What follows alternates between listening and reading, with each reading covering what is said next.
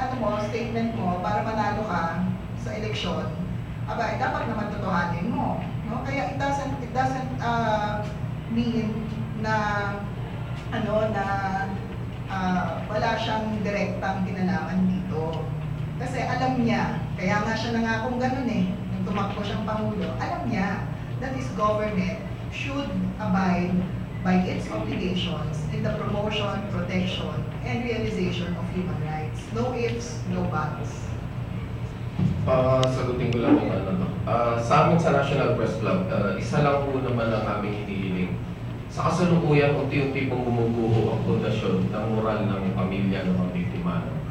Hindi na po ganun kalakas yung loob nila para ipaglaban pa itong hustisya dahil nakikita po natin na unti-unting natutunaw yung kanilang pag-asa na makamit pa yung hustisya.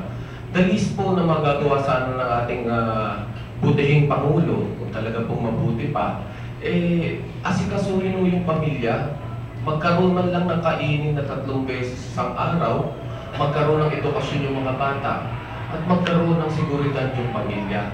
Alam niyo po sa ngayon, ang inaasahan po nitong mga pamilya, yung mga abogado tulad ni Atty. Harry Roque at yung mga non-government organization gaya po ng National Press Club at ng iba pang organisasyon ng media na nagbibigay po ng tulong sa kanila na hindi po sapat. Ngayon, anumang oras na lapitan sila at offeran sila ng pera kapalit ng buhay ng mga mahal nila sa buhay na namatay ng walang saysay, hindi po natin masisisi na kumapit sa padalimang mga ito.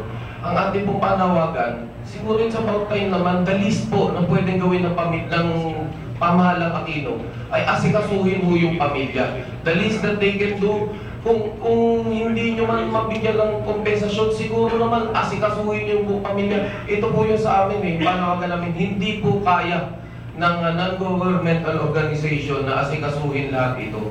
Kailangan po rin namin ng tulong ng gobyerno. Pero nasaan po yung tulong? 4 na taon na po, nawawala po yung tulong na inaasahan namin.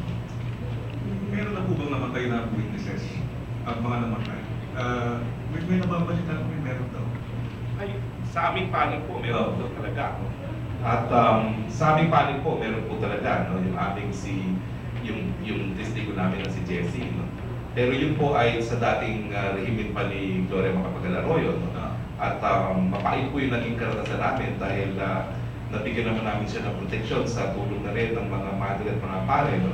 Pero dumating doon sa punto na talagang gobyerno na dapat magbigyan ng proteksyon at yung mga panahon yun ay hindi pa po talaga siya binigyan ng pagkakataon na masimulan man lang yung proseso sa Witness Protection Program. Pero yan po ay doon sa gobyerno ni Gloria Macapagal-Arroyo.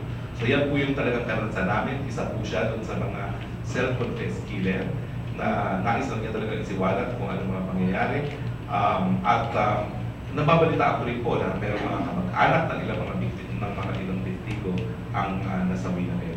Pero sa kampo po namin, isa po ang problemadong testigo na napaslang. At namit po yun ni Caloy. No? Namit po yung Caloy, no? O kasi yung Human Rights Watch ang palaging kasama namin nung nakuha namin yung witness na yun sa Mindanao. Salamat.